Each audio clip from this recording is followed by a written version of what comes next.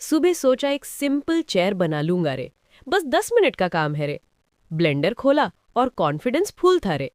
पर एक वर्टेक्स हिलाया और सब बिगड़ गया रे। एक्सट्रूड किया, स्केल किया, फिर अंडू पे अंडू मारा रे। चेयर क्या बनानी थी, मॉडर्न आर्ट बन गया रे। फिर थोड़ा समझा, धीरे धीरे ठीक किया रे। और आखिर में एक सिंपल चेयर बन ही गया रे।